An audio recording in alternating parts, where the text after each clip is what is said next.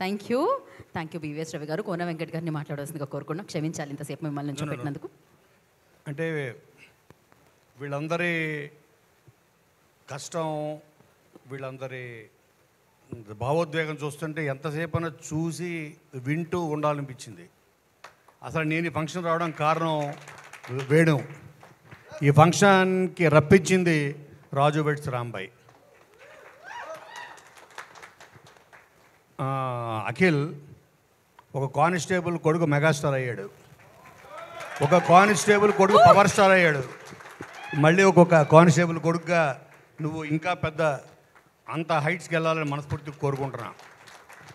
నేను మనస్ఫూర్తిగా నమ్మేది ఏంటంటే పెద్ద సినిమాలు, స్టార్స్ యాక్ట్ చేసే సినిమాలు పెద్ద హిట్ అయితే రికార్డ్స్ క్రియేట్ చేస్తాయి. కానీ ఇలాంటి సినిమాలు హిట్ అయితే మన బోస్ లాంటి డైరెక్టర్స్ని క్రియేట్ చేస్తాయి, సురేష్ బొబ్బులు లాంటి వ్యక్తుల్ని క్రియేట్ చేస్తాయి, ఇటువంటి మంచి యాక్టర్స్ని క్రియేట్ చేస్తాయి.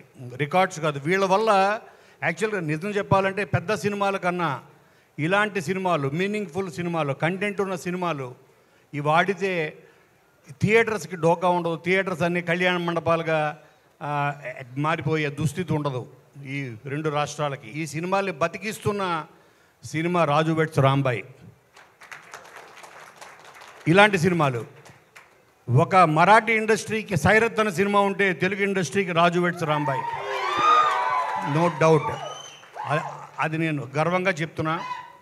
నన్ను ఫంక్షన్కి పిలిచి నన్ను మీ సక్సెస్లో నన్ను కూడా ఒక భాగం చేసినందుకు మీ అందరికీ థ్యాంక్ యూ కోన వెంకట్ గారు. Thank you so much for your time. And now block buster director Bobby గారిని మాట్లాడాల్సిందిగా కోరుకుంటున్నాం.